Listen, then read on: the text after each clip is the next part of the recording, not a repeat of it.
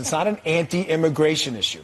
It's an anti-illegal immigration issue, and I think he should double down on this. I think people are tired of this. I think it's gone beyond an illegal immigration issue, my brother. I think that what you have now is a feeling of almost xenophobic feeling that all immigrants are bad unless they come with hefty checkbooks. You said that. I heard the Ken Cuccinelli, saying that now send us your tired, your poor, your huddled masses with a 401k. That's not legislation. But I mean, you can't have such harshness. Why are we being so harsh? What's harsh in a nation of immigrants? Why are we being so harsh? See, my wife's a very smart person, but we'll all agree. Isn't your wife an immigrant? She's an immigrant, but she just followed the rules. It's not complicated. It may be laborious. It may cost money, but we have rules, Geraldo. I don't like that. There's nothing xenophobic about asking people to come here the legal way at all. I think that's a made-up talking point. But I think that the problem now is that legal, illegal is getting mushed together, and now there's not feeling. By Trump, by you. No, when the president's minions go out and say we want these people to be able to take care of themselves, what he does is, my dad, Cruz Rivera, came from Puerto Rico, 1940. He's a citizen because Puerto Rico is a Puerto Rican American colony. He comes as a citizen. He's penniless. He knows nobody.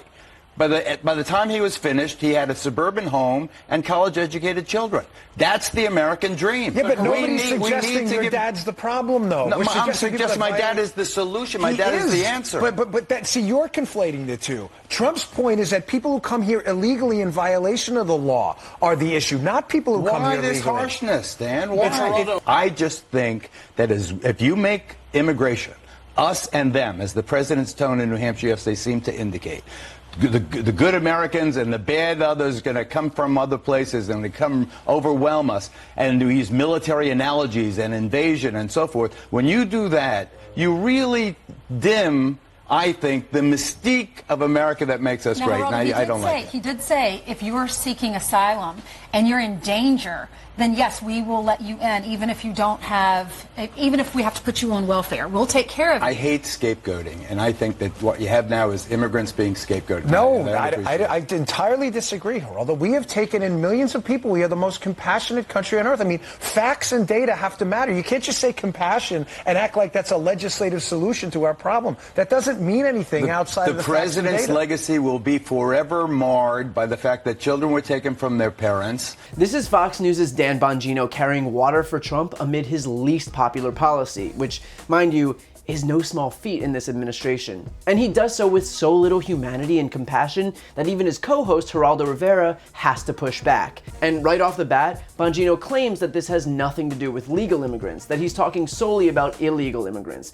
But he's being purposefully deceptive because this administration has, in many cases, made it impossible to emigrate legally. They've used tactics like metering, which limits the number of asylum seekers who are allowed to make claims each day. They've enacted a Remain in Mexico policy, forcing asylum seekers to stay in the same type of dangerous areas that they might have been escaping in the first place. They've implemented zero-tolerance measures like child separation as an intimidation tactic to curb all immigration. And that's not even counting Trump's rhetoric, in which he decidedly does not make the nuanced distinction between legal immigrants and illegal immigrants while fear-mongering about caravans, while calling Mexicans drug dealers and rapists, while tweeting about infestations. Trump has purposefully sought to blur those lines and obfuscate that distinction, making it easy for his mouthpieces to always claim that, of course, we're referencing undocumented immigrants, when in reality, Trump is clearly referencing all immigrants. Bongino goes on to invoke the Statue of Liberty controversy, and he's taking his cues from Trump's acting Citizenship and Immigration Services Director Ken Cuccinelli,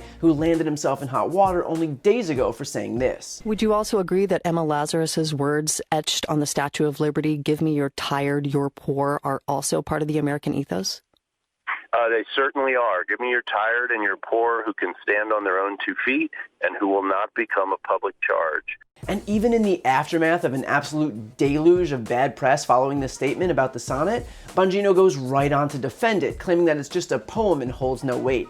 As if the fact that those words have been the bedrock principle defining the United States for more than a century aren't enough for the guy. But my absolute favorite part is how Bongino, and Republicans in general, suddenly become staunch defenders of the rules. We have rules, Geraldo. These guys turn into straight cops when they're fear-mongering about immigration, but not a word about the fact that Trump obstructed justice on 10 separate occasions.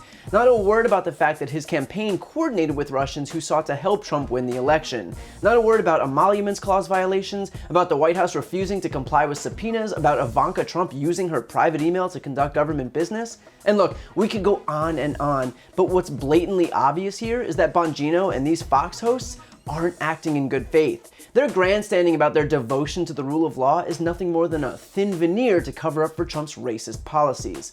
So they can clutch their pearls and condemn all the brown people who they say break the law, but if they were truly interested in lawfulness, they'd probably want to point their attention to the white guy in the Oval Office first.